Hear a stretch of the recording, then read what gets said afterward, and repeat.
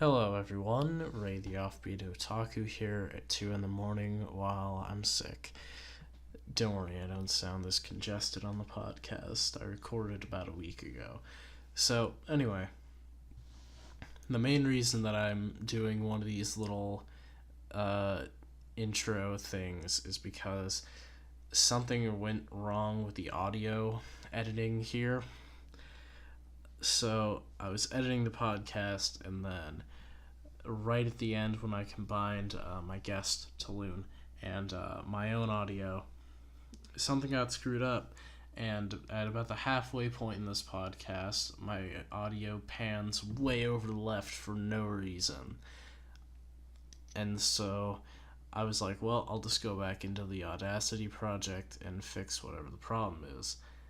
But I couldn't really do that because there was a glitch in Audacity that wouldn't let me access the original project that had all the audio separated into different tracks. So I just had the one track to work with, so I just made the whole thing pan a bit over to the right. I listened to a few sections, and it didn't seem so bad for my audio in the first half or Taluun's audio, so yeah, I really hope that this episode doesn't sound like a total train wreck, because I do think it's one of the best episodes that I've done in terms of just the actual commentary going on. But yeah, I told everyone I'd have it out by this weekend, and I really just do not want to redo the audio editing process. So, yeah, in this case, I'm just going to release it the way it is, and if I find the time to re-edit the audio, then I will either just re-upload the podcast outright, or maybe give it a new MP3 link for the download or something. But, yeah, with all that said, I hope you guys still enjoy the newest Otacast. You go ahead, other me. Hello everyone, and welcome to the Otacast. I am your host, Ray the Offbeat Otaku, and with me today is... I am Taluun. I've been talking with Ray for quite a little bit. We met on Discord. I am one of the mods on Analyst, and I make podcasts and blog posts on the blog Giga Drill Breakdown. Yes, you're actually the founder of Giga Drill Breakdown, right? I want to say I'm one of the founders. There's really like 4 of us, depending on how you want to slice it out. But yeah, I'm one of the founders of it. It was started originally by myself and then Kurt, and then very shortly on we brought in Buggy and Ertag. Yeah, and I'd say that Giga Drill Breakdown is a very good website to check out. Their podcasts are good, and the blog posts are good as well. If you kind of want something like Wave Motion Canon, but with a different flavor to it. A little bit less Sakuga focused. Not saying there's anything wrong with Sakuga. I absolutely love it. It's just not something that I am well equipped to handle. What do you mean that you shouldn't cover the Sakuga? You're not gonna cover the Utapon cubes? Oh, that's one of the things that I really wish I knew more about, and I am learning more about, because it's definitely one of the most interesting things, I think, in talking about anime that is a little bit, it's unique to anime. So you can talk about story, plot, and characters. You can gain experience of those through almost any medium, but you go to anime and Sakuga becomes a little bit more specific. You can't talk about Sakuga while watching a live action thing. It's just that. Now, it's not saying there isn't, directing and shot framing and all that, but yeah, anime, while there are story tropes and character types and just narratives in general, genres even, that are not quite like exclusive to anime, but very much like mostly an anime thing and kind of pioneered by anime. The visual presentation is the only thing that's really like totally exclusive to it. Yeah, exactly. So it makes it a little bit higher bar of entry to confidently and accurately talk about it. Yeah. So. But screw that. Let's talk about anime anyway, but not before we talk about a bunch of older stuff. So, today on the Otacast, we are covering Metropolis versus Metropolis versus Metropolis. I think we should just kind of do this chronologically. First, let's talk a bit about Metropolis, 1927, by Fritz Lang. The film is an old black and white silent movie that is well known for kind of being the progenitor of modern sci-fi. Everything from Star Wars to Blade Runner kind of owes something to it. Yeah, so one of the main draws to me for the original Metropolis is the general design and aesthetic of it, and that's probably my favorite part of Metropolis.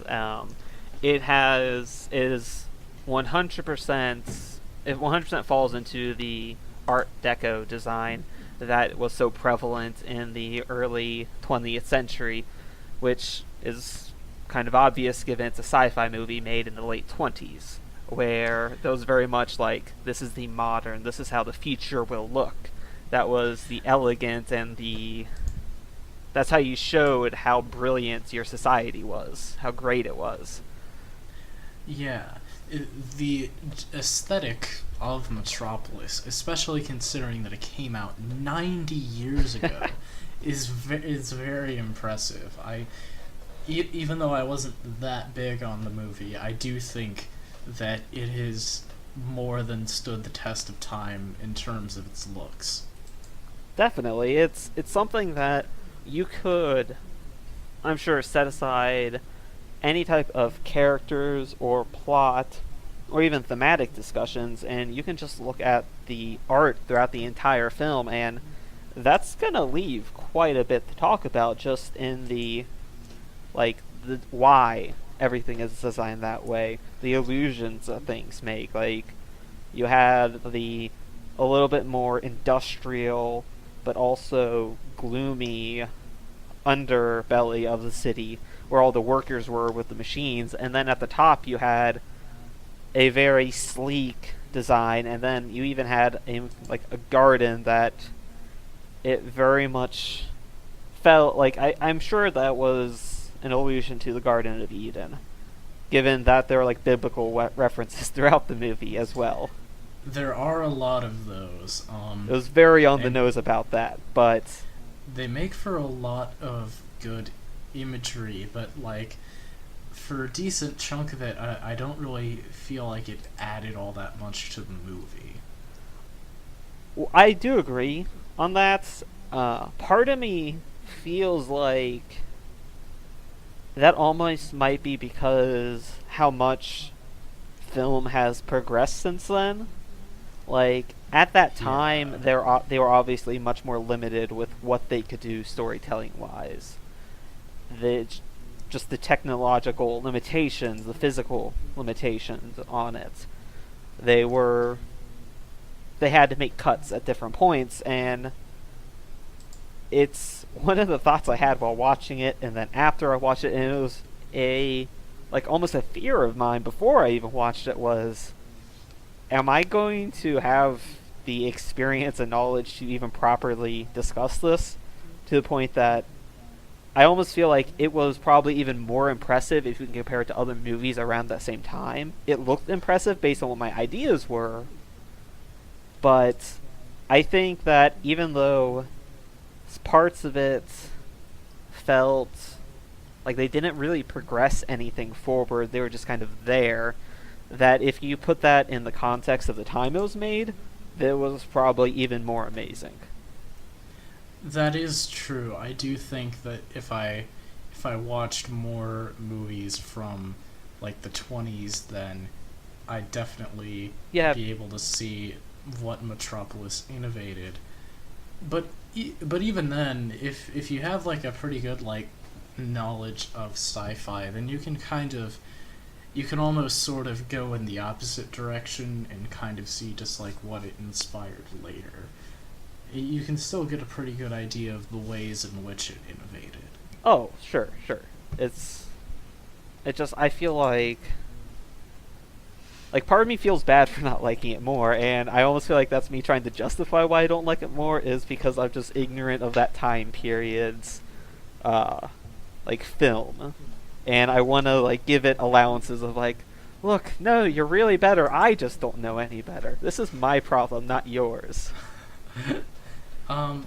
Yeah, I'm slightly the same way, though there's some more things that just like kind of outright annoy me.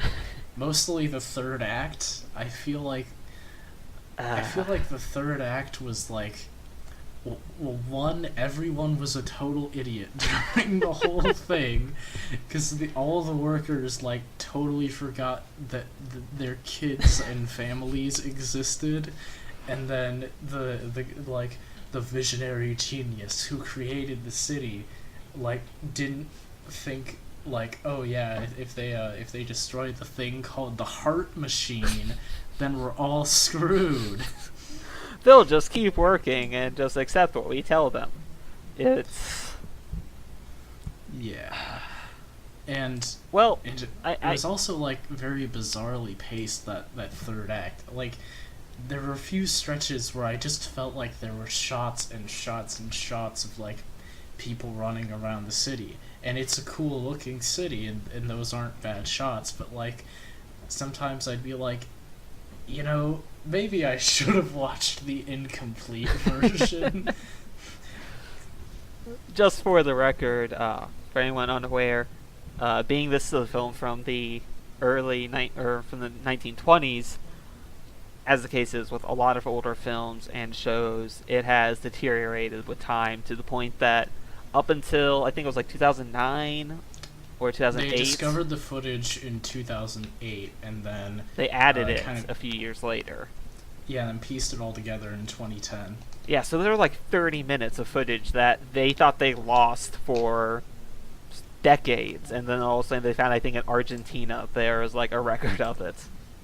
They found it in Argentina, which is somewhat infamous because so if you don't know, a lot of Nazis were really big fans of this movie. And a lot of people and like a popular conspiracy theory, well, semi-conspiracy theory, is that like a lot of the Nazis who had fled Germany went to Argentina. So some people say that's why they found the footage there. It's something kind of just really amusing. It very much reminded me of how a lot of the old Doctor Who episodes have also been lost, and they would just find copies of it in random countries throughout the world, where it's like, there was apparently a Doctor Who fan just hanging out here, and they kept better records than the BBC did, so good on them. Yeah. It's interesting, because like with every restoration, there's been like another 30 minutes that have been found, because so the original release of the film, that there's still 5 minutes of footage that hasn't been found. It's going to be 5 minutes of them running through the city in the third act. It'll be 5 minutes more of the flooding. 153 minutes. And then, when it was brought to America, I think it was like about 82 minutes, I believe is what I heard, or like 92 minutes. Yeah, it was like around an hour and a half. Yeah. And then the restoration from 2002 was 118 minutes, and then 148 minutes, in the 2010 restoration. Now, despite that joke that I made, I actually am glad that they found that extra footage, because otherwise there would be like kind of transitional shots that would feel missing. Oh yeah, so something that it does. It's very easy to know how the movie would have been without them, because all those extra shots, it is of a lower quality throughout it, which they got it to the highest quality they could. Yeah, which is great, and it puts in a very interesting perspective of this is what people thought they had and how much is missing from it. Yeah. One thing I kind of wonder with that extra 5 minutes that we still haven't found is how much of that might be like dialogue, because there were a lot of times throughout the movie where characters' mouths would be moving, but a dialogue screen wouldn't appear. Yeah, and it was bothering me throughout the whole movie. Like, generally, you could get a kind of you'd get a general idea of this is what they are yelling and shouting about, because as is the case with all of these silent films, all the motions are exaggerated because they really need to make sure that you're getting the idea of what their point is, because it's a silent film, so. And I do think that the actors do a good job of that, especially Brigitte Helm is the name of the woman who played Maria, and she like played the real version and also like the weird robot version. And she kind of did a good job of like contrasting those two. She did. It was her mannerisms were similar but also completely different, which was pretty cool to watch. Yeah. I would like to jump back a little bit to how you talked about this was very. You said it was liked by a lot of Nazis in like the 30s and whatnot, where.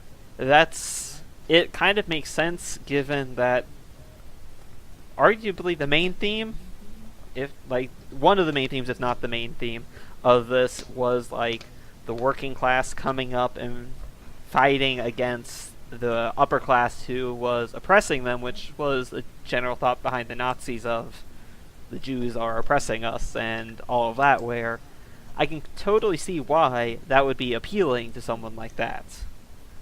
Yeah, the whole theme was kind of about trying to like break down the barrier between the two. And the semi-infamous quote is the head and the hands need a mediator. That mediator must be the heart. Yeah. Which I liked that quote when it first appeared around like the halfway point, but the ending, I had looked at TV tropes, and the TV tropes page said, the TV tropes page said that the ending is like well known for being pretty disappointing, and I would have to agree. Yeah. It's kind of, it's all metaphorical, but it does kind of feel like they like kind of oversimplified things. They are. I kind of feel that they are a little bit too. I'm trying to think what the best word for this is. They're like too understanding of the upper class in the movie. Like the upper class doesn't show giving them like anything. They are very elitist towards it all. And then it's like, hey, we'll just get together. We'll handshake. Everything will be happy. Which, yeah, that is just a little bit too idealistic almost. It doesn't help that I feel like we didn't really get good enough representations of the two sides, because for like the lower class there was that one guy, I believe his name was Grot, the one who was like he swapped places, machine. Right? The guy who was he was like the bearded dude. Okay, who was like running the machine. I guess you could also call the guy that swapped places with the main character kind of a representation of them. And then, like, for the upper class, we basically just had the main character's dad. And, like, both of those sides make a lot of stupid decisions. I think that might be the point, though. Which, if that's the case, that I like that, because I feel like they were kind of trying to say that both sides have a flaw there, but I felt like it wasn't quite the right way of making the two sides less black and white. Yeah, it could have handled that little theme a bit better. You had said that you thought like a lot of the shots in the third act, or just a lot of the things in the third act, were some of the lesser parts. And one point that just stood out to me as like, what are the characters doing? So they had left like was it the women and children, or is it just the kids? I thought it was just the kids in the end who were left down there. I think it's just the kids. Yeah. They don't really say anything about the women, actually. Yeah, so, like, I get at first why they were all gathering around that bell that she was trying to hold the levers down the sound. I get why they were originally starting there, but once they, like, obviously had all the kids around, and it had been that way for minutes, why was she still struggling to hold those levers down? Like, no, you've got everyone. Go find another place to go. Yeah. Like, she's just struggling her hardest to keep those levers in one direction. And it's just, okay, you sounded the alarm. Anybody who's going to hear it should have heard it by now. Yeah, that is a good point. I didn't really think about that. I think it was interesting in general with the movie's pacing, because I was kind of off put just a little bit for the first about 20 minutes, but then I got used to it, and it is really weird because like people are kind of moving in like fast motion, but like the actual like plot beats happen slower than they would in like most movies to come after. But eventually I got kind of used to it, but then during the third act, that's kind of when the pacing kind of struck me as really odd again.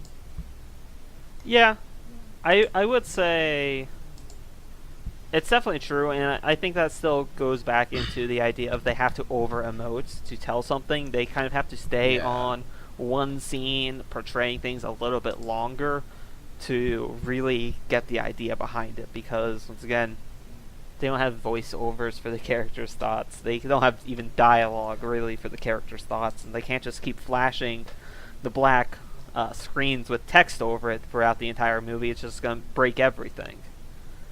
But at the same time, they stick on those a little bit too long, especially once again the running around through the city, which one part I did like about that was how it showed that angry mob going through all the different little turns and pathways and everything. And then a little bit after that, you saw the main characters, Freder and Maria, and then there's another guy with them. I forget what his name is. But you saw those three guys like following those exact same places, so it gave you a general idea of like, this is how far away they are, or here's a general time frame for how long it's going to take them to get from here to there. That is very true. Despite some like grievances, I do still think it's a very well directed movie. Even those later scenes, the sense of the location there is very well done. It is kind of interesting. I mentioned some of the stuff about the you mentioned dialogue text there, and one thing I mentioned was that like at times it felt like a dialogue box should have been there, but it wasn't. One thing we should probably bring up is that Metropolis the movie was not originally a movie. Originally, it was a book written by the director's wife a few years earlier with the intention of adapting it into a movie. And reading about it a bit on TV tropes, it sounds like the book had like a lot more dialogue, and that like some of it wasn't as well received. So I kind of wonder if they were like going in the middle there, and like basically they only like directly show the best dialogue from the book, and then this kind of implied the rest. I can see that. That makes sense to me. Yeah.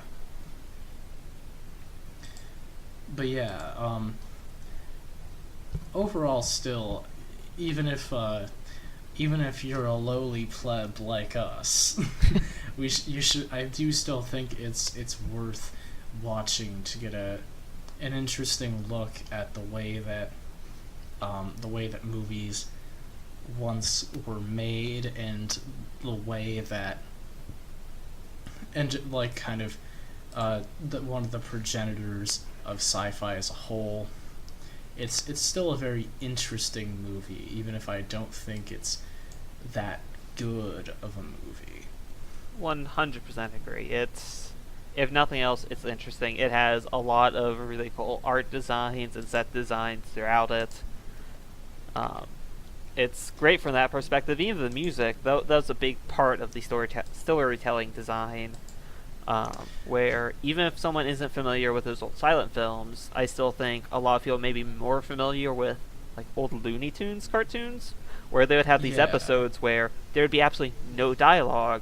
It was just very animated, and you'd have like the sweeping orchestral, symphonic score behind it that itself would tell you the story. It would have exciting parts, sad parts, intimidating and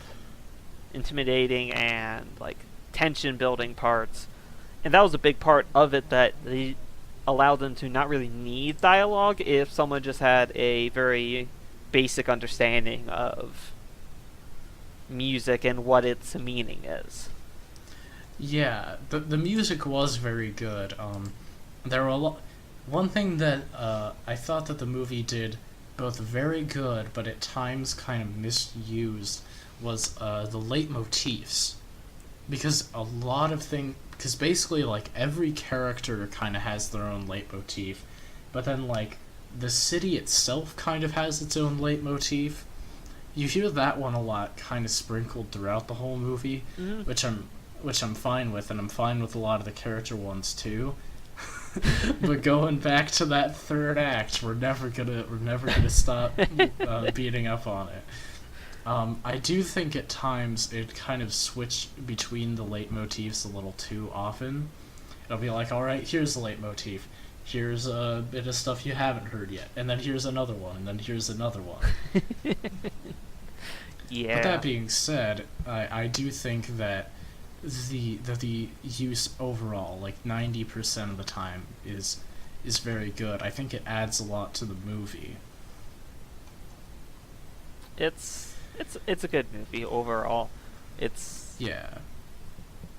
definitely worth checking out. I wish I liked it more. I wish I knew more about like classical film design, and yeah, that's a big thought I have. Yeah, one quick thing before we like really start to move on. Yep. Is it was interesting having seen very little silent film, just kind of seeing stuff that I didn't really know was done with it. Like I didn't really know that that like they'd used different fonts, really, because like there were a lot of the text was the same font, but then there were a few times the ending has a different text font. There's that scene in the beginning where like all the workers are killed by like that giant machine. The machine's name is like put on screen in like big weird looking font. I love that part. That was an awesome part, really. that was an amazing scene. I can see why it's so iconic. Oh yeah. It very much shows like kind of how dark the city is and how like the people are just kind of conditioned to accept the horrors going on around them. But then also later on, the word Babel is put on screen 3 times in a different looking font, and I'm like, I didn't know they could do that. I was almost positive that was pronounced Babel. I don't know. Maybe I'll look it up after we're done. It's a little bit too late at this point. Well, just like for the sake of it. Sure. Or like another example of that thing I was just talking about is like there were a few scenes like when the one like worker dude had switched places with the main character, and he went to the casino, or later on when the fake Maria was like doing her weird dance and there were all the people in the club there. Towards the end of the second act, when the main character has his like weird like kind of dream thing, that's another one. There would be these occasional shots where like tons of stuff was like being overlaid on top of other stuff, and I was like, whoa, I didn't know that like the 20s could do that brand of trippy. Yeah, it's very easy to understand why this was a famous movie and why it's so well recognized even today. Like it's got some impressive stuff behind it. Deeply respectable. Now, in 1949, or maybe a little earlier than that, the movie was being released in Japan, and the god of manga himself, Osamu Tezuka, saw a shot from the movie, specifically the shot of the robotic Maria being created by Rotwang, the mad scientist, in a magazine, and that, alongside some of his own other manga and some other like science fiction stories, influenced him to write a manga of the same name. So, and I haven't read it, but Taluun here has. So I'll let you take it away here for the next couple minutes. All in all, I also feel bad about this, but I don't think there is a whole lot to talk about for the manga. Like, it doesn't really explore any themes that either the movies don't explore in a much better and more complete way. Like, they hash out their ideas a lot more solidly than what the manga does. The manga is very like fast-paced, except it's also in the same sense that the movie, where all the people are rushing around, but not a lot of things are happening. That's almost how the manga feels, where each different panel, like, very often be a completely brand new scene, but it didn't feel like a whole lot was happening. It was just doing things to do them throughout it. It is almost entirely, as you can probably guess, based on how Ray described that Tezuka had not actually watched the original movie, he just saw something of it. That it has some stylistic choices similar, but the plot is pretty much entirely different outside of, hey, there's an android here. There's a robot here that is emulating people. Past that, it's really more or less the same. There isn't... Like, the villains of it are very stereotypical. Like, this person's just bad. There's nothing good about this person. It's all in all, terrible person. They're, like, comically bad, in a sense. It's just... I don't think it's worth reading, to be honest. I haven't read many manga by him. I have only read, I believe it's, like, Ayako is, I believe, the manga I have read, or Ayaka, something along those lines. Ayako. So maybe if I did read more manga from Tezuka, I would have a better appreciation for it. But all in all, I think it moves too rapidly for its own good. I see, and that's part of why I'm glad that I didn't read it, because I haven't read anything else by Tezuka. So I kind of felt like it'd probably be better if I jumped in with something like Blackjack or Astro Boy, like one of his stories that has gone on for a long time and was very influential, rather than like this one-off that like really at this point has kind of been forgotten. It's also an earlier work than a lot of his other things. Yeah. Metropolis Actually, is very early on in his career. Yeah, and actually, it's interesting because Tezuka himself actually said that he didn't really like it very much anymore. Yeah. But either way, who knows? Maybe if you're like die hard into Tezuka, then there's still pretty good reasons to read it. And I mean, I can't really judge it because I didn't read it. Yep, it's all right. I would heavily recommend some of his other works well before it. You want to move along to the animated movie at this point? Yes. All right. So this is where things get like really cool. So in 2001, a adaptation sort of both sources, an anime movie also called Metropolis was released. It was just to give like very little background, because I mean I could just read through a Mal staff list again, but I don't think I'm gonna do that. Like the only just kind of looking through it, the only people that I'm really recognizing are Masahiro Ando and Yoshiaki Kawajiri, both of whom are some of the most like famous animators currently working. Ando Masahiro, who was like a big influence at Bones, directed Sword of the Stranger and Blast of Tempest, among others, and Yoshiaki Kawajiri, who was a big name at Madhouse, the studio that animated Metropolis and directed things like Vampire Hunter D Bloodlust and Ninja Scroll. So, two other names I do think are important to mention with this. Actually, I was about to get into that. Yes. So, it was written by Katsuhiro Otomo, which is the writer for Akira, the creator of like the Akira manga. So yeah, he actually I find him kind of fascinating because he kind of crossed over from working in manga to working in anime. He had written and created the original Akira manga, and then he directed and wrote the film adaptation of it.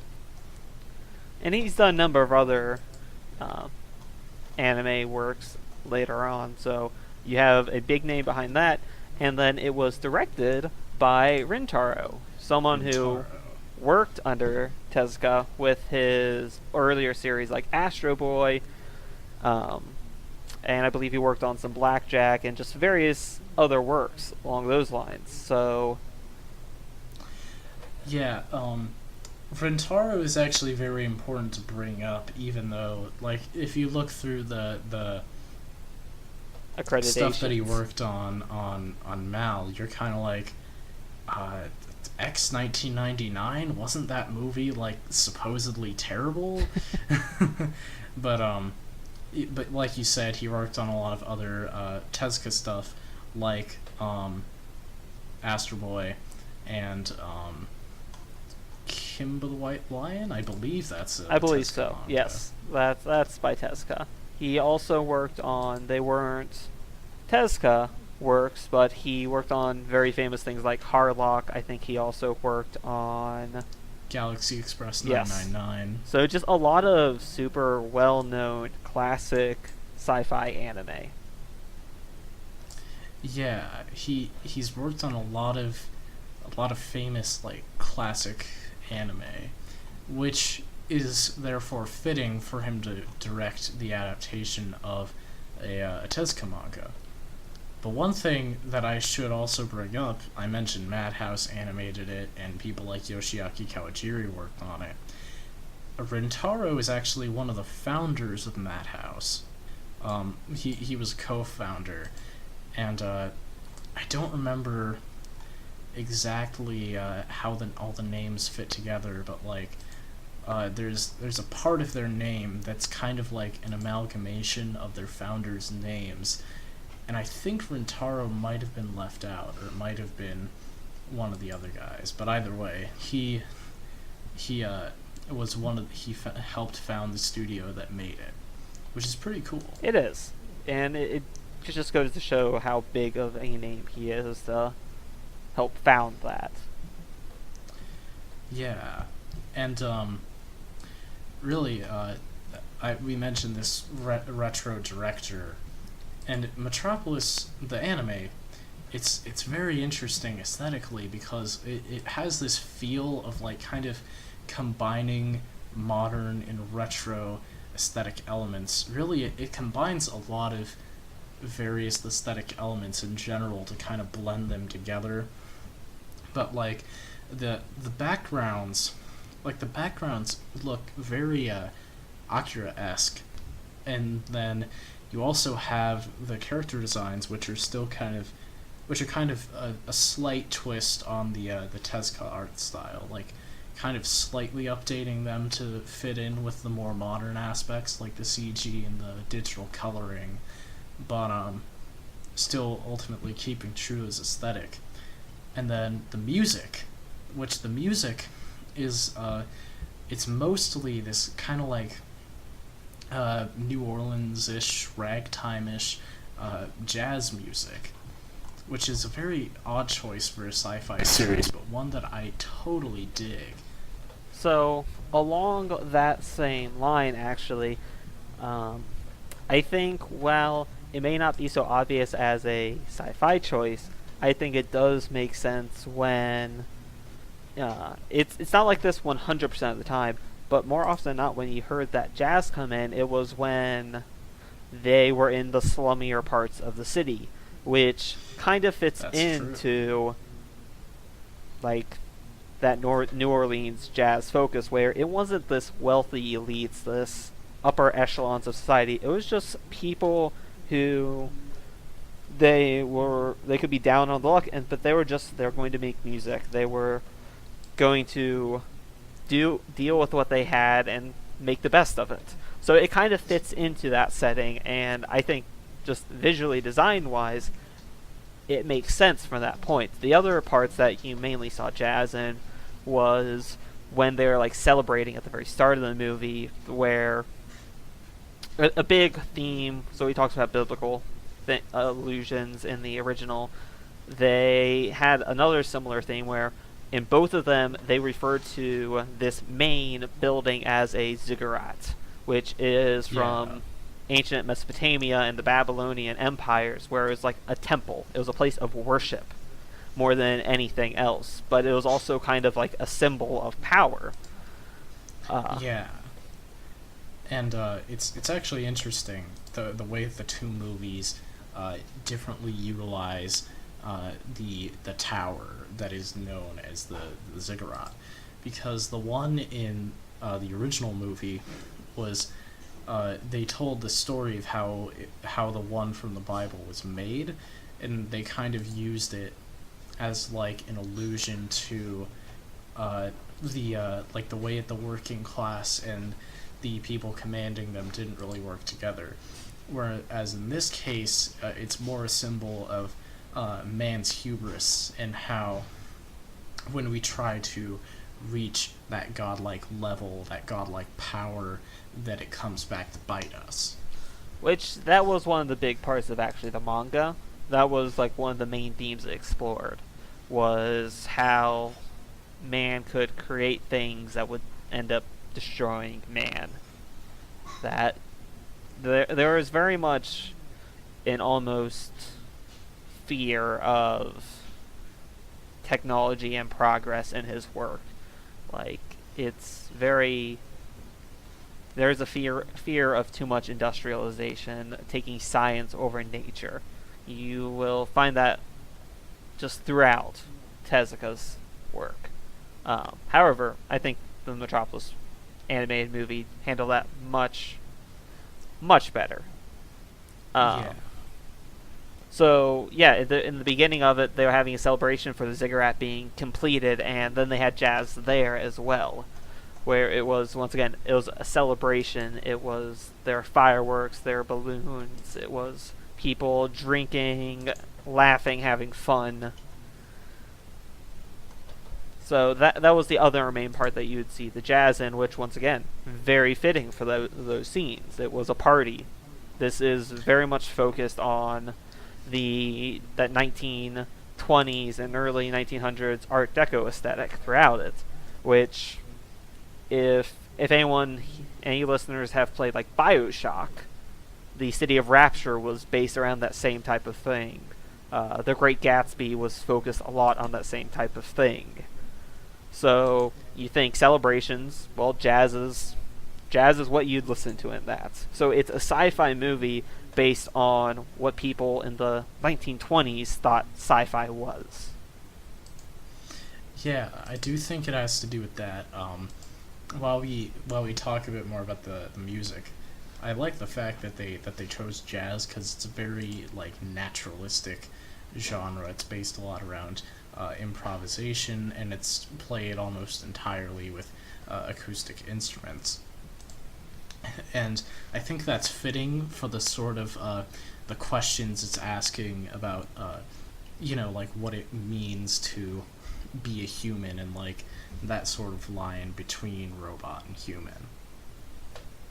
Oh yeah. And also, I think, we if we're gonna make a podcast about the movie, it's pretty clear that we're gonna talk about spoilers.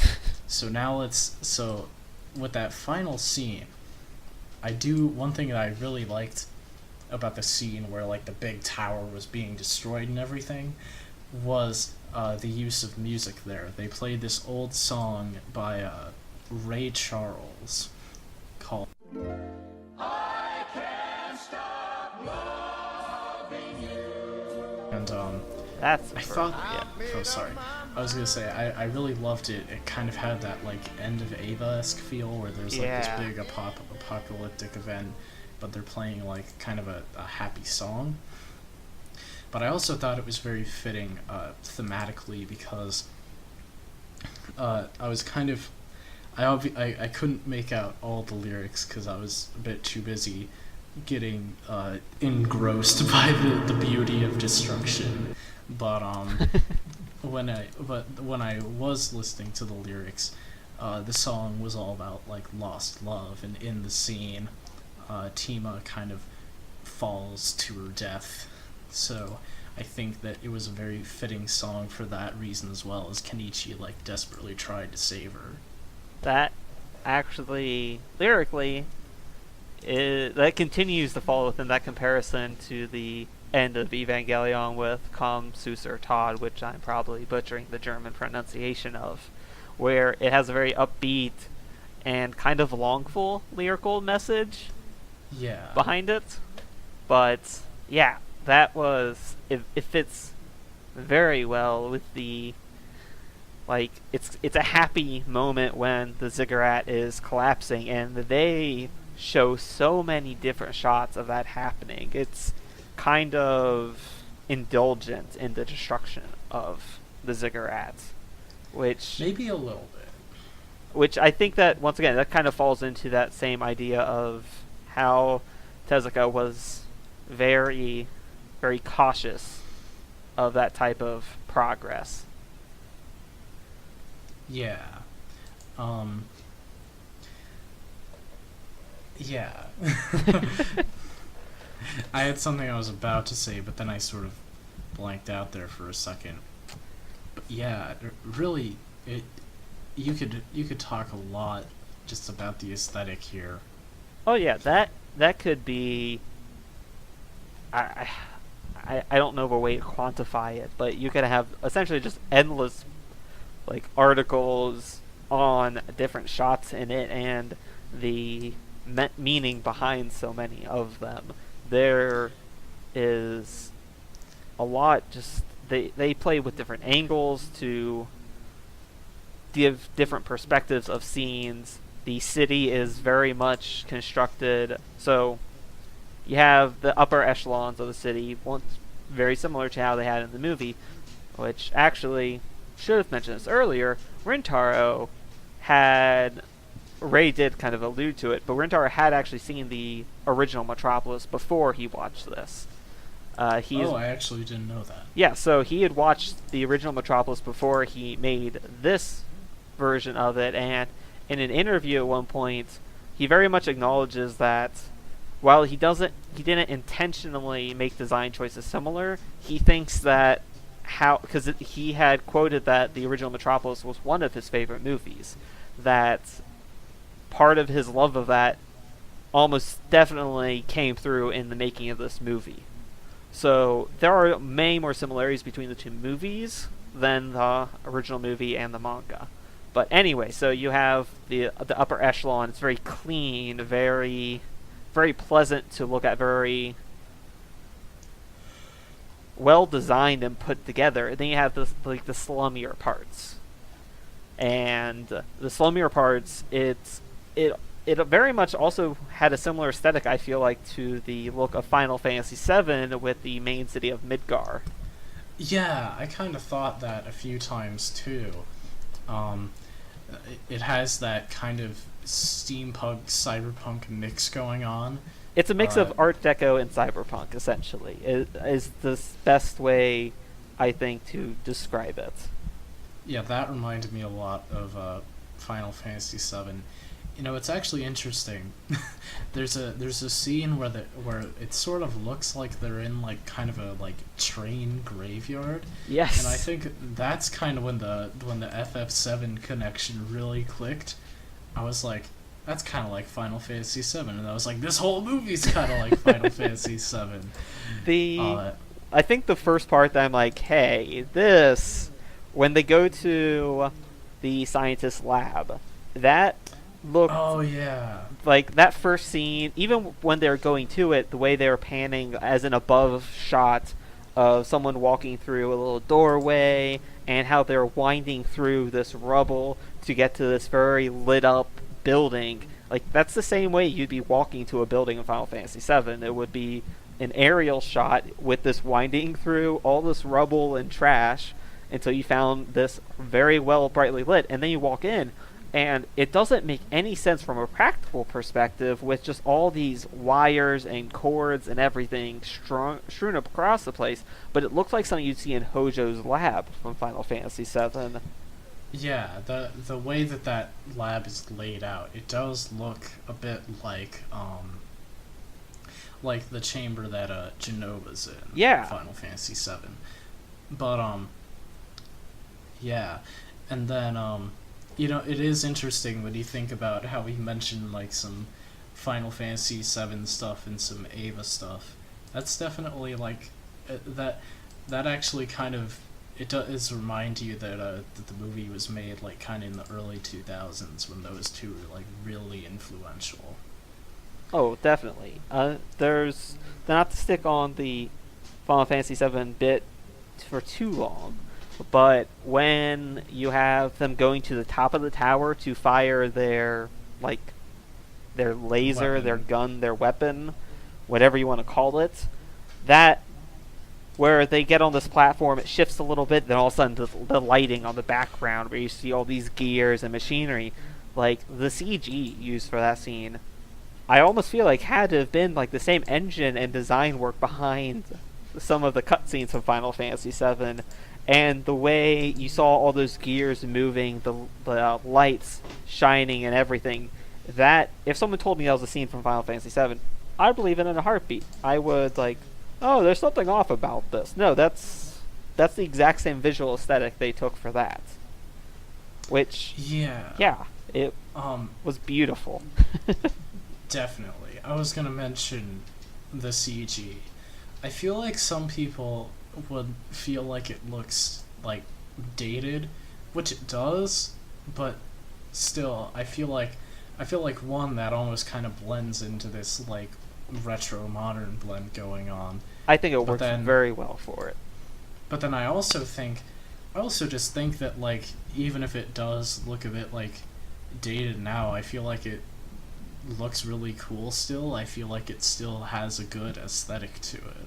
I think it was made when like they were still trying to play around CG, but it was made kind of in a time period, and this is true with a lot of things, where some new innovation will come out, and you'll have that kind of time period where things get all worse, where people are still playing around trying to get used to it. This was at like the tail end of that stage of CG, which I don't know what that would be called, or even if that's even a thing that exists for that type of work, but that's how it kind of felt, where it was the end of, they had figured out how to use that effectively, and things after that got a little bit more wonky where they're trying to play with new technology.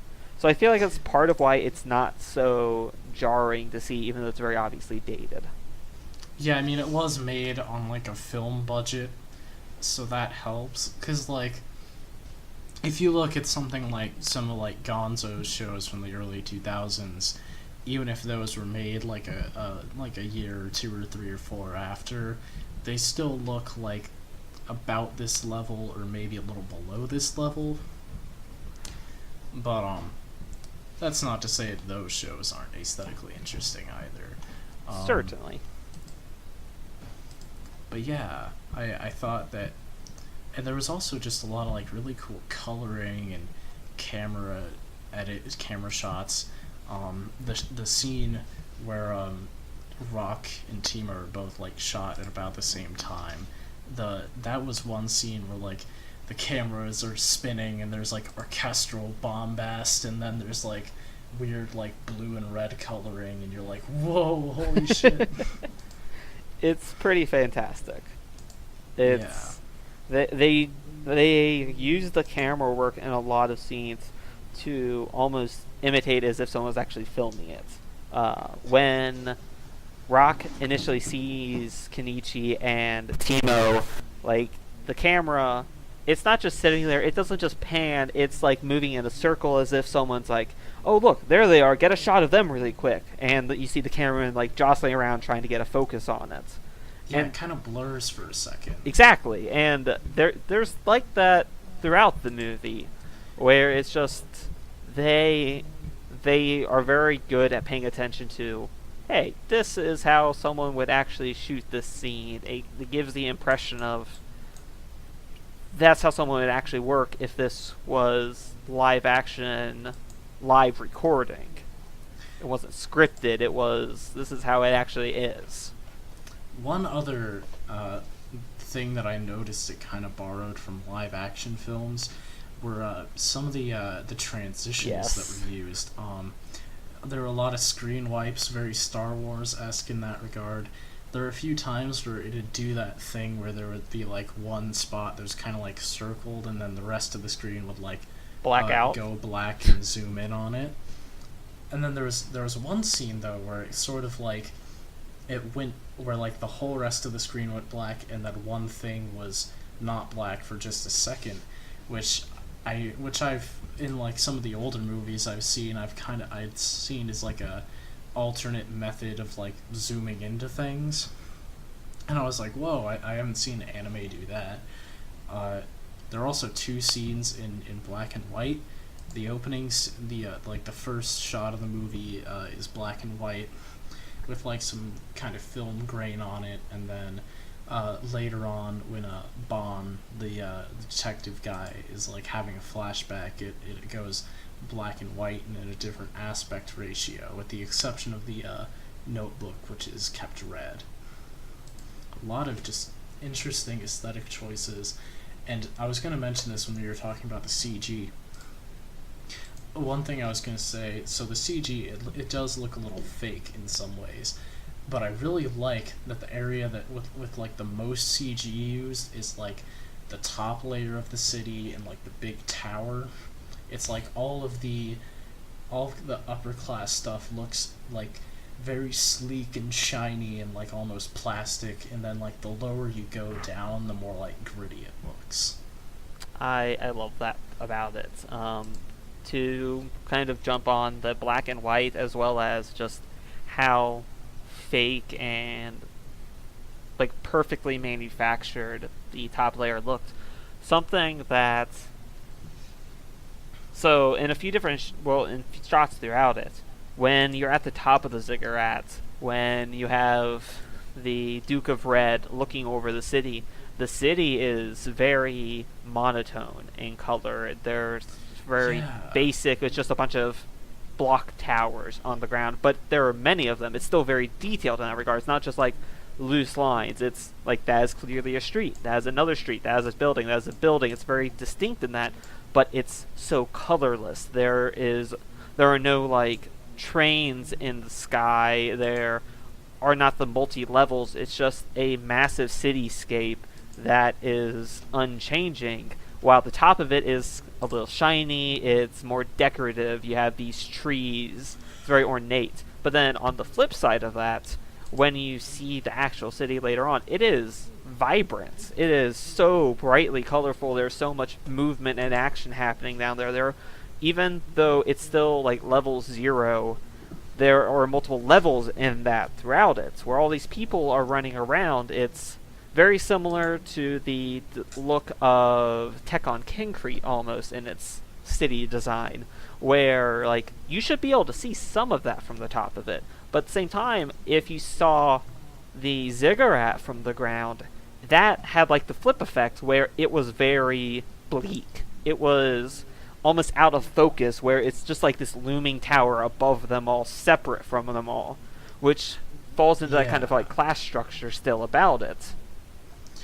Actually, that's one thing that I think that the anime did a lot better than the live action movie, was portraying the class struggle. Because in the original movie, you just had like the way upper class humans and the way lower class humans, whereas in the anime you have the upper class, the lower class, and then there's that kind of middle layer between them. But then there's also the robots, who the upper class just kind of treat as like pieces of junk, and then the lower class like kind of also mistreats because they believe they stole their jobs. So you have like these very interesting dynamics between all the classes. It makes it feel much more like Shades of Grey than just kind of like than kind of black and white.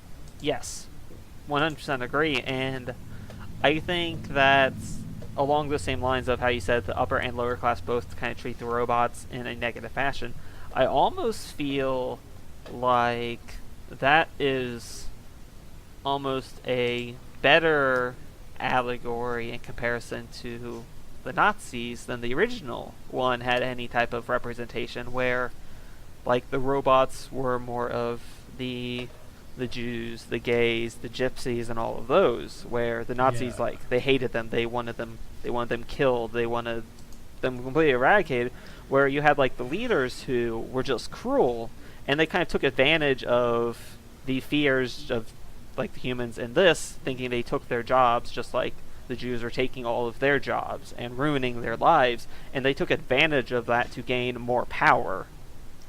Yeah, and like there was a president who was there, but like he wasn't really in power. The guy who was really in power was Duke Red, who was like leading this like incredibly like I don't know if I want to say like fascist against robots, but like very anti-robot. They even had like armbands on, like red armbands throughout it. So that's true. That's true. I feel that it has to be an allusion to Nazis. It's too close to that. Yeah. And I mean, really, I think there's a general discrimination theme in there, but like it does definitely especially apply to Nazis. Um, But talking a bit more about theming here, um, I really dug that they were asking questions about kind of like transhumanism and just kind of the place of these robots in general. Because the first robot that we're introduced to is Pero, and what's interesting about him is like, so the first time we see him, he kind of like he looks different from a human because you can kind of see that like the skin color is off a bit. the skin like, color, the parts, and all of that. But like the way it's shot in that opening scene, you aren't quite sure until he's shot, and then you see like the wires coming out of the leg, and you're like, oh, whoa, that was a robot the whole time. Definitely. Because like, you see other robots throughout that, and they're very obviously like they're robotic. They can't function. But then this guy, he is like a functional android that can mirror a human in almost every way. Yeah, but it's interesting because even he kind of doesn't quite have the even he doesn't quite have like the emotional range of humans, which the leader of the rebels, Atlas, right before they try and storm the city, he Pero tries to stop them all, and he says that like he's not gonna let them stop them because he wouldn't get it because he doesn't like feel the same way they do. Yep, they keep it distinct of like this is part of why they are not happy. Yeah, I like that there was a very like concrete reason for why the humans would kind of treat them lesser, and it's interesting because even the good guys, they're Bond is a lot more like sympathetic towards robots, and he clearly cares about Pero. After Pero dies, you see the scene where he goes back to the scene of the big battle, and he's sad. He's broken up about it. Yeah, and it's all done wordlessly, which is very good. But like even with him, when they first meet Pero, they're like, what can I call you? And then he says, the humans say that we can't have names because that'd make us too human. And then he gives them the name Pero, which is a word for dog. Which is fine then.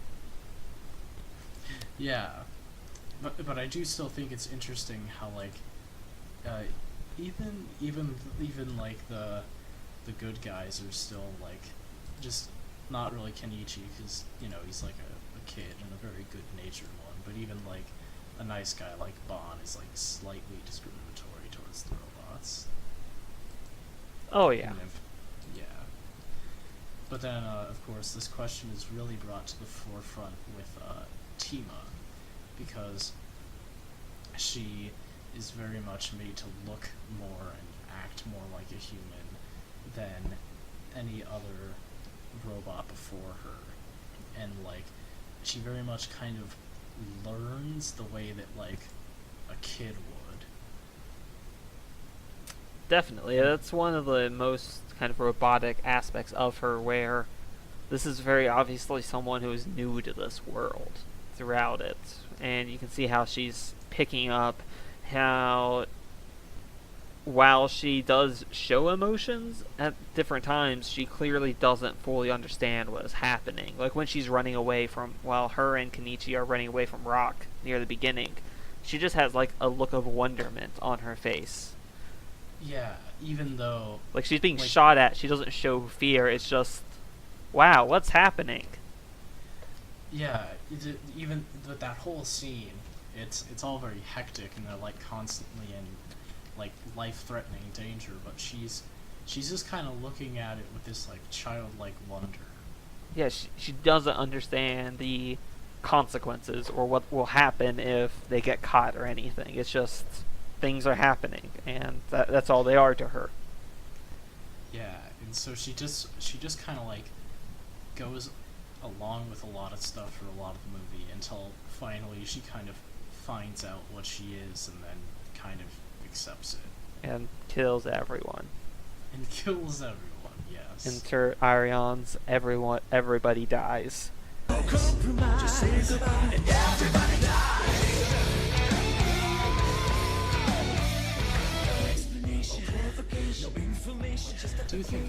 like how they kind of keep her intentions there kind of ambiguous.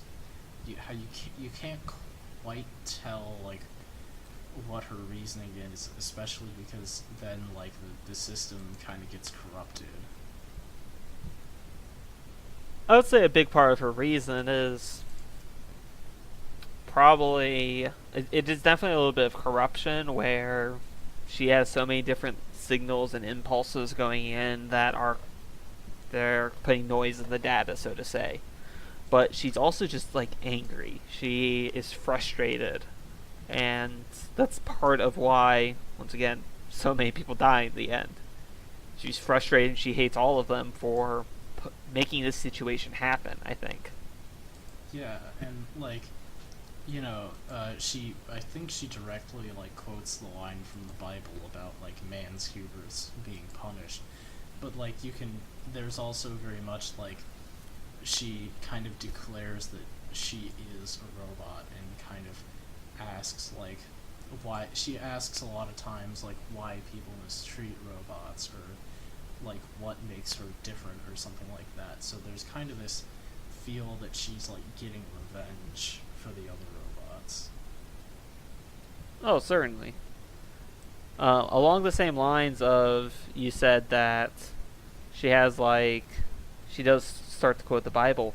One thing that I thought it kind of immediately drew me in a bit was at the very start when they're having that celebration because the ziggurat's complete, that one of the robots, as like an act of rebellion, shines the Malduk, I believe is their group. It's the Nazi illusion group that they are a part of. It shows their little symbol up on the building, and behind that, and this is not something that's part of the light, it's just inscribed on the building. And I tried finding what this was exactly, but I feel like it's either something from the Bible or it's someone writing about something from like a biblical perspective. And you can't even make out what all of it is because there are different pillars covering up different parts of the sentences. But it's very much, it plays with all these like biblical references. Yeah, and of course there's also the scene where Tima has the bird land on her shoulder and it makes her look like an angel. Yes, which is a beautifully framed shot. Yes, it is. It's this movie is beautiful throughout. There's so many great scenes, but they play with a lot of biblical allusions as well. While on the other hand, the manga had close to none, I would say. That's one of those things that they took from the movie. Yes, and even at the top of the tower, the ziggurat, they had a garden in the background of it, where they didn't really show it outside of, you could just see at the very top of it with the glass walls, all these beautiful trees. Where it's like, okay, that's just like in the original movie, that's that Garden of Eden. That's at the top of it, top of perfection, it's untainted by the rest of the world. Yeah. In both cases, the movie has a lot of interesting visuals and symbols.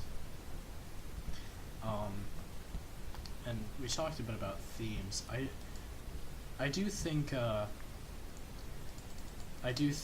in terms of this movie, I do think that the story and the characters aren't quite as strong as the visuals and, well, I shouldn't say visuals, just the aesthetic and the themes. I 100% agree. The actual plot behind it is the weakest point. Dodgy. It's So what Tima's ultimate role is in it? She obviously can help like control the tower, but they don't show why it's so important for her to sit at the top of the tower outside of this person who maybe he just wants her to sit up there because she is supposed to be modeled after his lost daughter, and he wants to make her into a god. He wants to worship her, in a sense. You have this tower that all we really know it does is it creates sunspots on the sun, which puts radiation onto the earth, and it screws with robots on at least the surface level, and how it's supposed to make them stronger as a group. But they don't really talk about like why they are doing that or what the end goal of it is, outside of we are going to be stronger, we're going to make the world a better place. Okay, but how exactly? They left it a little bit too ambiguous, I think. It's actually very interesting. So I mentioned that this film has the same writer as Akira. This is apparent in a good way, but also apparent in a bad way. Because I think one of the biggest problems of Akira is how kind of vague the story can be at times. There's a fair amount of stuff that you don't really understand, especially on like the first viewing or two. And I mean, in both cases, I did feel like I could kind of piece together things, which is not a bad thing. Yeah, but I do like that the movie is trying to get me involved, but you know, it's something that I do think they could have done a little bit better on that front. Yeah, because I think they do. There's a scene where they like test the weapon, so I think that the implication there is that like it wasn't quite at the full power or whatever, Mm-hmm. and like you can tell that like it does like really screw up the robots, and I think it's kind of implying there that like basically the way that they could like manipulate the overall world would be like to kind of use it to like just cripple the tech, and then maybe if they like fired it at full power, it would still hurt humans or something. Well, a big part of that, the Maldu group, is anti-robot. So essentially, I think the implication behind that is they don't use robots for their strength and their power, while other groups do. So if they're able to take out and disable those robots, or even make those robots go like berserk, which is what they really see happen when they use it, then even if those other groups aren't entirely based, even majorly based, they're still taking out like a portion of their strength, while they lose nothing. Yeah, and later when we see Tima hack into like just kind of the general like the mainframe, the system, the grid, I think would probably actually be the best term. You see that it pretty much like takes out the whole city's power. So I feel like that Tima would kind of be able to achieve this like general tech destroying role. So they do show us how the ziggurat, how the weapon would work, but like I do agree that they could have maybe showed that better. A few things that I do want to point out, at least at one point or another, that just kind of amused me, in the sense that, well, one of these amused me in the level of detail. Yeah. Throughout the movie, and I did try paying attention to this once I noticed it earlier on. So Rock always uses a pistol throughout really the entire thing. Yeah. He very much falls into the same category like the character Archer does, where he counts his shots. Or at least they never fire more than what you'd expect from a pistol like that. It's always like 6, maybe 7 shots at a time, and then he stops. Where that is a noted effort where he could have fired extra times, but they stop short just right then. That is really cool. And it's not necessary, obviously, and he doesn't physically count them or anything, but it does show that like he is good at what he does. He doesn't put extra effort into something that he doesn't need to do. Yeah. Speaking of just general detail, one thing that I absolutely loved was that the background characters were always moving. Yes. It was so cool. It reminded me a little bit. Once again, it's like another Final Fantasy VII or kind of RPG in general, where in RPGs a lot of times like you'll have characters that have scripted events where they'll just kind of go out. Maybe you'll see characters fighting where they get bounced back a little bit throughout the scene. Like you have the Duke of Red and two of his like bodyguards walking around in the slums, and it's just a slow little walk for them. But on the side, you see two people beating up a robot, and it's not just them kicking it over and over again. You see the robot get more and more destroyed. You see other people just discuss and exchanging things back and forth, and that's the way every scene is with characters in the background. Like there are little stories that they aren't big stories or detailed or anything, but it's just people are living their lives in the background, and it's very easy to just ignore that. And while some studios, like Shaft being one of them in particular, where they just won't even show any background characters where there obviously are some, this does it in the opposite direction, where they're going to show background characters and they're going to make them alive. While a lot of anime, they'll just have mob characters there. Just people walking around doing absolutely nothing, or if they are going to do things, it's just like the same stock animation over and over again. Like, yeah, but like you'd always see people like kind of in this movie like working on different machines or like walking through the city and stuff, and just like it always looked very cool. It does, and in a sense, I did have to go back at different points because I was not paying attention to the main characters or anything. I was just watching everything happen around them because, like, hey, that's cool. What's happening with that story? What's that story? Throughout it, and it's very dense. It's very dense. This is the kind of movie that I'd love to just, like,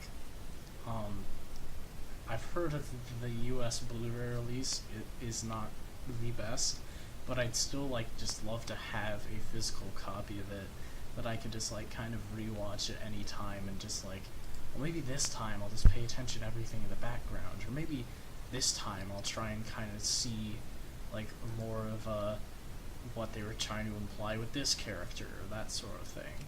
It's a movie that it's very worth it, I think, to do repeat watchings.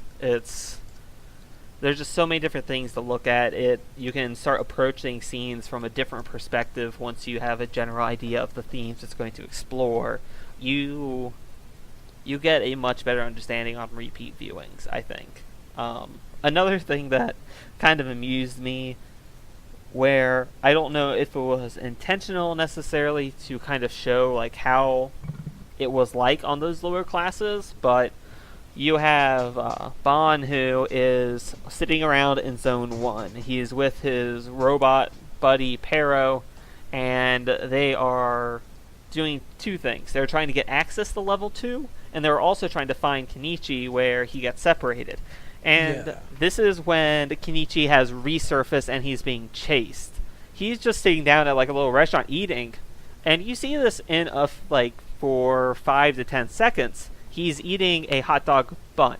There's no hot dog in that. You see views of it like running down the center where you should see something. No, it's just a hot dog bun. There's nothing else in there. Which maybe, like I said, that's showing the poverty where they can't afford the meat behind it. Or maybe it was just an error where someone drew it. I don't know. I kind of want to choose the former. Actually, wait a second. I think I know what's going on here. Okay, so we talked a lot about Final Fantasy VII. Have you played Final Fantasy VIII? I have not, unfortunately. I've been told it's amazing, and I have it on Steam. I just never got around to it. I've played most of the way through it, But so... I did spoil myself a little bit and watched like the very final cutscene of the game. Okay. I don't think it would really ruin anything. But so there's this character in Final Fantasy VIII named Zell, who his favorite food in the US version is established to be hot dogs. But then in the ending cutscene, you see him eating bread that kind of looks like hot dog buns, but does not have any hot dogs in it. So what I found out was that in the English translation, they called it hot dogs because it was actually, in the original Japanese, a type of bread which doesn't really exist in most of the rest of the world, or at least is like very well known in the rest of the world. Okay. So that must be what they were eating in that scene. So I decided to actually go back, and I am incorrect in this. So he is eating it, but at the very start of the scene, all the characters are very animated. That's a very Tezuka thing to do. Where when he sees him, he kind of like jumps up, and you actually see the hot dog like fly out of it. But he still holds on to the bun, completely unaware of it, which is still pretty interesting. Where he's starting to chase after him with this bun and drink in hand, completely unaware that the reason someone eats a hot dog is gone from the bun. So dude, that's better than what I just said. That's awesome. There's so many little scenes like that throughout the movie. It's so cool. Yeah, or like there's so many just like there's things like how that one cleaning robot that had all those little like visual quirks and weird bleeps and bloops he did. Like that was a character with no dialogue who only showed up on two scenes, maybe 3, depending on how you like want to count him. Sure. Like, just a few sequences. But like he was super likable and charming just through like the animation, and there would frequently be things like hair that would flow really detailed, like Tima's did that all the time, or like facial expressions that like oftentimes wouldn't be animated, kind of like Ava really, or like just like there's so many different little touches that they added to the animation. You can like even if you don't like it, you can really see that there's a lot of heart put into this. It's a good show. One thing, actually, another comparison between the movie or both movies, I should say. So a lot of the pathways in the original Metropolis are very open. They're very large. Like there is no close ceiling, even though they are like underground. The roads and pathways are very wide, and that was also the case with the animated movie, where it's just very large areas that don't necessarily need to be that large, where it's kind of just like these are just places that people haven't like settled down because they're closer to those gateways. They are closer to the authority that is out for them. Yeah, just talking about like the little touches in the animation, and you were saying like kind of watching it from different perspectives, it kind of reminded me of this pause and select video that I watched a little while ago that had an interview with this one like anime scholar dude. While I say this, I'm gonna look through the little like video list just to see if I can remember exactly which one it is. But so, in that video, first the guy was talking a lot about Miyazaki's directing style, and kind of how, or just kind of like the differences between like Western and Eastern animation direction. More importantly, the difference between like limited animation, and how you sort of got this sensation of like sliding across different panels rather than like getting like depth and like field of view shots from like live action films and like Disney films and stuff. And then he was talking about Evangelion, Hideaki Anno, and how he would kind of look at these sorts of things. And then he was saying that one thing that he found fascinating about Evangelion was the way that you could look at the scenes and then sort of reconstruct the different pieces of the animation together. and I thought that was so interesting to hear about. And like, even though, something like this, or some of the other like really dense movies like Akira, or maybe Ghost in the Shell, you like this or Akira, and you can definitely have those like reconstructive qualities to them. Oh, sure. That was a bit of a long tangent, but I wanted to get as much of the context of that video as possible. The video in question is Superflat, Hideaki, and Chobits. Excellent video. It says a lot, 13 and a half minutes. I'll link it in the description of this video in case anyone watching my 130. Let's see if I gained any more. My 131 subscriber channel, who hasn't seen any videos from the Who's this Pause to Select guy? Never heard of him before. Who's this guy with 17,500 more subscribers? But yeah. There's always someone who just somehow finds this little guy in it all. Yeah, I mean, who knows? I might be on one of Pause and Select's podcast, The Podcasts, at some point. That's pretty awesome. Well, I mean, I asked him and he put me on the list. Because our mutual friend, Weeb Trash Productions, he like sent him this like all caps meme text that on Twitter that was like, put me on podcast, and then Joe just responded with okay. So then I responded, you're gonna put that overrated punk bitch motherfucker Weeb Trash Productions, because calling Weeb overrated is a meme itself, on podcast and not include me, SMH man. And then I just put in parentheses below that, it's joke. And then he said, the fuck? And then he said, oh, you want to be on the list? Yeah, sure, I can do that. and then I responded, thanks. I'm not editing out any of that because I want everyone to hear that story. It was great. It was very amusing to see on Twitter. I will say that much. I'm just like looking through different scenes in this movie throughout, and little details like they're hanging out with the little rebellion faction led by Atlas, and there are multiple posters in multiple rooms of Che Guevara throughout it. Like, they're just they fill the world with details. Yeah. Talking so much about visuals, we've neglected the audio for a while. And so you mean this isn't a silent film as well? No. There is dialogue. There is a Japanese track and also an English track. But a lot of people don't know that there is an English voice track. I certainly didn't. Yeah, and I did not until just today, before I watched the movie after I got home from school. I went on to 9anime, searched up Metropolis, and then it said Metropolis, and then below that was Metropolis dub. And I was like, wait, what? What? So then I went on the, I just went into Google and I searched, does Metropolis 2001 have a good dub?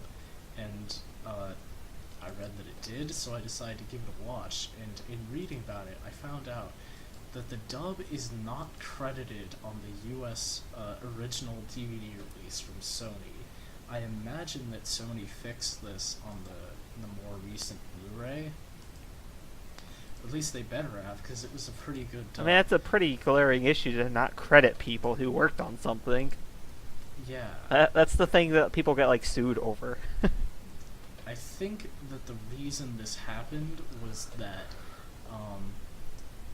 Sony did not produce the dub themselves. It was done by a different company called Animes, which is why I think Steam Boy was released by Sony, and like some of the like Satoshi Kon films, but like a lot of the other bigger film releases from the era would have like big name actors, whereas this one did have some actors I'd heard of, like Jameson Price, Steve Bloom, and the Barbara Goodson, the voice of Naota from Fully Cooley, and Doug Stone. I'd heard of a lot of these names. One of the names that stands out to me, I'm looking through it now, you have Rebecca Forstad, where one of the biggest roles, at least to me, in here is she was Nunnally, Lelouch's sister from Code Geass, for the dub of that. That's another big name. That's the voice of Tima in here. Yeah, but so there's there's some recognizable names, and it's a pretty solid dub overall. There's sometimes some of the background characters and some of like the side characters, some of their voices are a bit like, I don't want to say silly, but like a little like kind of over the top. But I think it really fits the character designs themselves. So overall, they're very cartoonish throughout. Yeah. So overall, if you're a dub person, then watch it dubbed. If you're a sub person, watch it subbed. Another famous role, apparently, she played Minmay from the original Robotech. If we're going by dubs, so let's call it by the the butchered production for America, otherwise known as Macross. Yeah. So yeah, this is a stacked dub cast, it looks like. Yeah. Good on them. I mentioned the villain, Duke Red, that he was played by a guy named Jameson Price.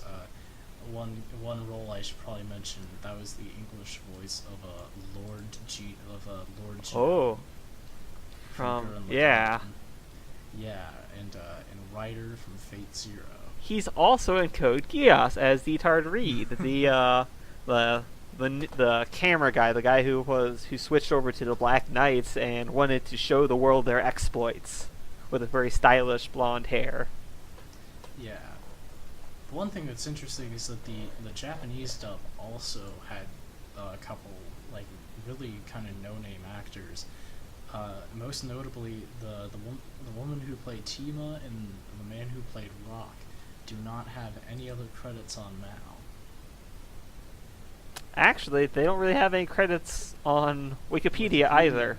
Yeah, they don't have separate pages. Yeah, they're just red links. That is not something you see often. It's especially odd because Rock is a character who's appeared in a lot of he's one of the reoccurring. Manga. Yeah. Yeah. Where he actually wasn't in the manga for this. Metropolis, yeah. He was added in because they needed, he adds a lot of action and excitement to it throughout, and I think he was a very good addition to it.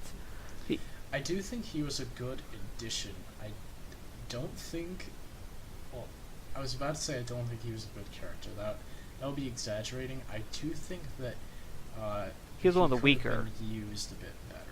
Yeah, while he was still good, he was one of the weaker with regards to his general wants. He had a obsession with his dad being the one, which the Duke of Red is his adopted father. He had an obsession with him being the leader, the one who sat atop the throne, and that was it. That was his goal. When it's oh, why are you so obsessed on just this? Why don't you just want what your dad wants? Why is he so godlike to you? Well, he was well, you can kind of there's a trope on TV tropes, the well done son guy, which is someone who's kind of really going to extreme measures to kind of earn the love of a distant father, and that's sort of what he's trying to do. But I think the reason that he kind of puts him on this high pedestal is because as Duke Red says at one point, he just sort of found him in the rubble after a big battle, so I think he kind of feels like he owes his life to the guy. Fair enough. Yeah, that's about right. Yeah, it was presented in a very over the top way, though. one character that I kind of thought that I wasn't gonna like, but I did end up liking a lot was Bon. He was like he legitimately cared about everything that was happening, and that was pretty interesting to see. Yeah, he I liked that they sort of set up Kenichi and Bon as these sort of like observers, just because the movie has so much going on that you kind of need observers like that to be our main characters here. And then I like how after they're separated they kind of take on different roles. Kenichi is kind of just guiding Tima, and they're going on their own adventure, while Bon and Pero are two like hard-boiled detectives trying to piece together the mysteries. And I kind of thought at first that Bon was going to be like too kind of silly, because like he has a cartoony design, and like he has like a kind of funny sounding voice, at least in the dub. So like I was like, oh, is he going to be like a comic relief guy? But he has a good balance of comedic and serious moments. I actually think the movie does a great job of balancing the two. Of balancing tones. Just because, like, firstly, like, just in the way that the tones are communicated via the music and the visuals. There's a lot of, like, really dark color palettes, but also a lot of really light color palettes. There's a lot of like those darker cyberpunk elements, but also some of those like fantastical elements in there. And then there's also like these kind of cartoony designs, but like people will die a lot, and like but then there's also more lighthearted and relaxed moments of just sort of the characters wandering through the city. One thing along those same lines of the world is that so they have this little revolution that happens a little bit after the halfway point. At the start of the movie, when they're on the top layer, it's sunny, it's bright out. It's very happy. But then immediately after the revolution happens, you see the level again, and it's filled with destruction. While you don't really see too much of the revolution happening, you come on top and there are fires everywhere. There are just dead people lying on the ground. Also, everything is covered in snow all of a sudden. It becomes a much more bleak. Exactly, and it's so disheartening. And it does look like a more war-torn scene all of a sudden, when at the start of it, when you're on the top layer, everything was happy. People were happy. It was bright, colorful, very active. But when you return to the first layer later on, it's a completely different world. Yeah, there's some excellent visual storytelling there in the coloring and things.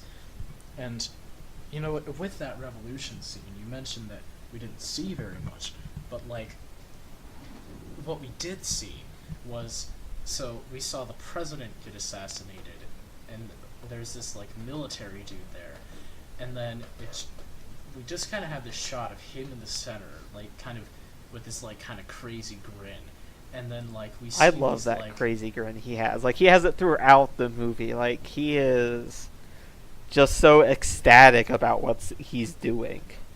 Yeah, but so it holds on that shot, but then, like, kind of fading around him are all these, like, images of war, and, like, they're kind of like flashing colors and, like, spinning around him, and there's this kind of this, like, one crazy face that with the chaos of war and destruction surrounding him. It was such a aesthetically powerful scene. It is. And it started with the previous mayor being, like you said, he got assassinated, but the shot of that happening is him falling back against a ledge with the ziggurat in the background, where he's like a sacrifice for the ziggurat to stand tall, which is It's great. Yeah, I think that's also kind of a biblical thing. Because that was a big thing with what the ziggurats were actually used for. Very ritualistic in their religious purposes, where they were very secretive about it as well. That's part of why they were designed that way, where people couldn't come in and spy on them. They could sacrifice animals or people or whatever they wanted to. Saying that it's secretive makes me think of how, after that scene happens where he's assassinated, earlier in the movie you heard these two like voices over the intercom. One of them is sort of giving like a welcome to Metropolis spiel, and the other, the mayor, the president guy, giving his like, this is the ziggurat, with this we will touch the stars, and this is a monument to mankind's progress. You can hear his grand speech, and then after the revolution, after the destruction, you can still hear those same announcements from earlier being made, even though he's dead now. So it's kind of like they're trying to keep it under wraps, and also a nice ironic echo. There's one other very ironic echo. I think you know the one I'm talking about, where when Tima and Kenichi first meet, they have this conversation where they're kind of trying to teach her language. Tima, like what is it to be a person? Yeah, and so at first she says, "Who are you?" even about herself, and then at the end she says, "Who am I?" It's like she finally has... She understands what those words mean, but then in doing that she realizes she doesn't know what she is herself. She doesn't know who she is.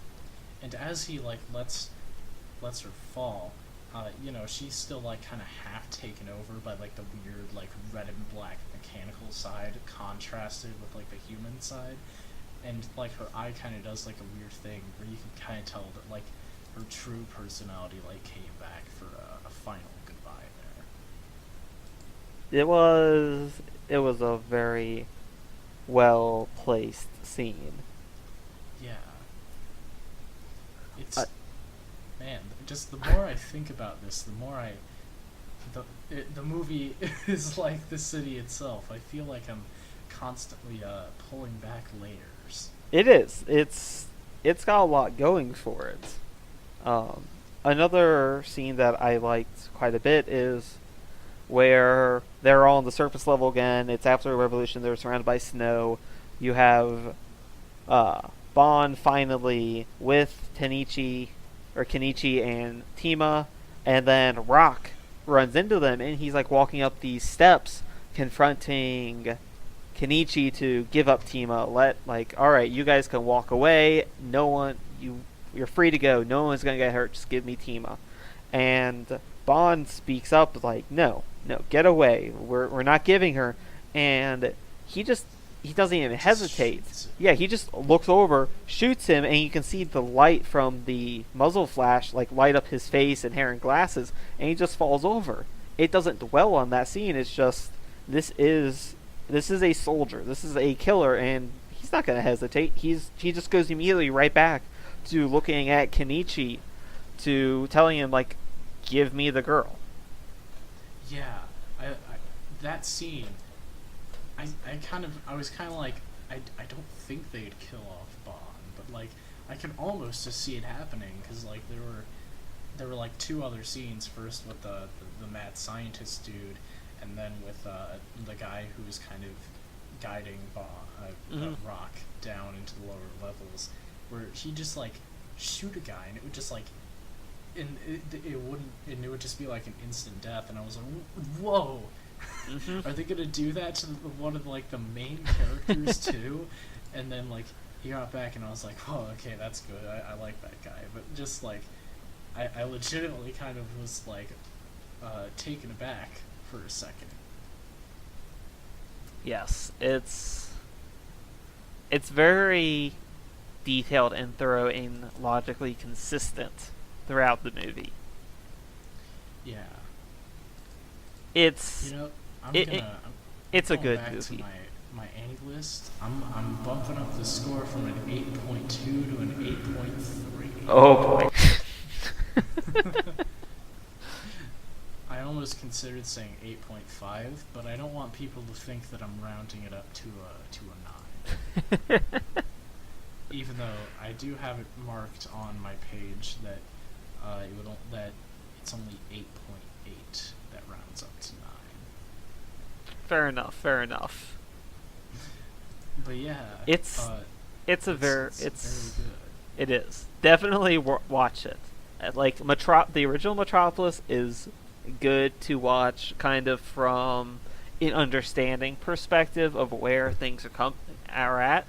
This is good to watch from almost any perspective, I want to say. It's cool to see where movies were at, like 16 years ago. It's cool to see from a visual perspective, from a storytelling perspective, from a thematic perspective.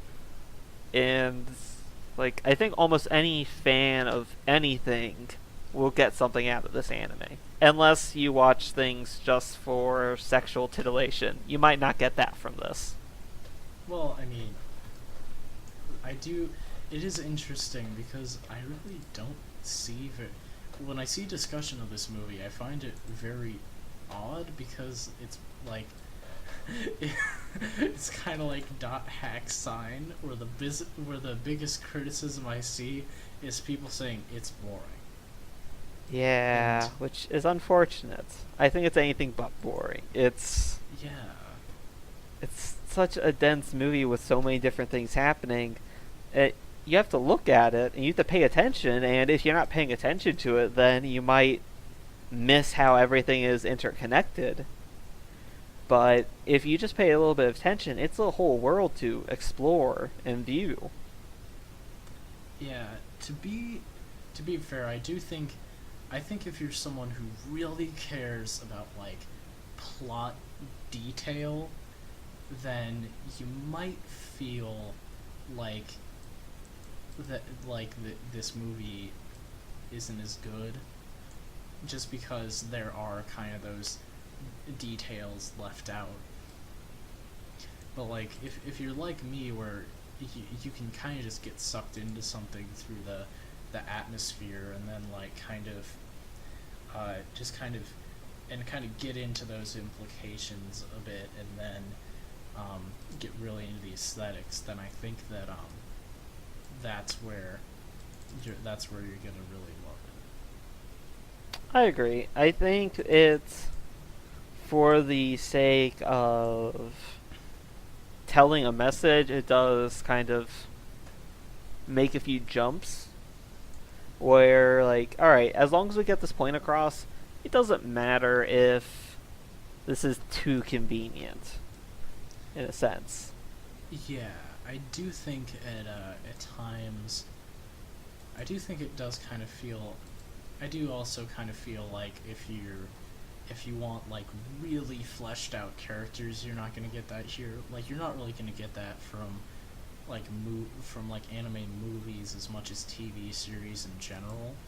Like Ghost in the Shell is one of my favorite movies, but, like, admittedly, aside from Motoko and Bato, most of the other characters don't really get a lot of screen time, just because to keep the pace consistent, they don't really have time for that. I feel like movies are very much kind of something that you get, like, swept up into. Yeah, I agree with that. Yeah. So, yeah, it does have a few shortcomings in the writing, but it also has very strong moments. There will be memorable lines and scenes and little character details, and in general, just theming, directing, pacing, visuals, sound, it all just blends together so well. Because of those shortcomings, I don't think I could really ever give it like a 10 or a 9, but I think just because everything else blends together and works together so well and is so just dense and interesting, I'd give it an 8. Yes. That's very much the same opinion I hold. It's good and it's essentially just short of being amazing. It's amazing in a lot of ways, but in a few ways it's a bit lacking. So yeah, ultimately something in the 8 range. But ultimately still a very high recommendation. And I think on that note, because we're getting pretty close to the 2-hour mark. We're about an hour and 55 minutes in here. Funny thing, both of the longest 2 Otacasts at the moment, depending on how much of this one gets edited down. Probably very little. And before it's the shortest. Is that the 2 longest episodes are both on movies, and in fact both run longer than the movies they're talking about, unless you were thinking about Metropolis 1927. This definitely is not 2.5 hours. That's excessive at that point. I say as I have like a 4-hour long podcast. But anyway. Well, it depends on what we're talking about, you know. It does. I think that was us talking about like all the anime from 2016. So oh yeah, the one that I was on that didn't get released. Yeah, that was just like, okay, there's a lot to talk about. Yeah. Just that my was like god. Dozens of shows, whereas this is just 2 movies and a manga. Yeah. Which really we basically spent an hour and a half on the movie and like half an hour on the sources of it, which I think is fair because I really do think that this movie kind of took the best of both worlds, you know. I agree. But anyway, with all that said, I have been Ray, the Offbeat Otaku. I am Taluun. Kept you waiting, huh? Hello everyone, computer voice representing Ray here. This time I don't have many mistakes to correct, except for the fact that I'm pretty sure Ray was wrong about that thing regarding the founders of Studio Madhouse's names. Also, that pause and select tangent was a bit of a clusterfuck, so I'll just say that you should watch the 2 videos Ray linked in the description. But really, his point there was that he thought it was cool that you could sort of reconstruct the scenes via looking at them from different perspectives. But really, the biggest thing that went wrong was the sign-off. It was awkward, hence why Ray put me here. Though really, I don't understand why my organic counterpart thought it was a good idea for a robot such as myself to voice the outro, unless he's trying to comment on the movie's themes about transhumanism and shiz. Either way, Ray also had an announcement to give. The vlogs are basically over. He feels that they are basically pointless at the moment, but may bring them back later. Regardless, thank you very much for listening to the podcast. We hope to see you again.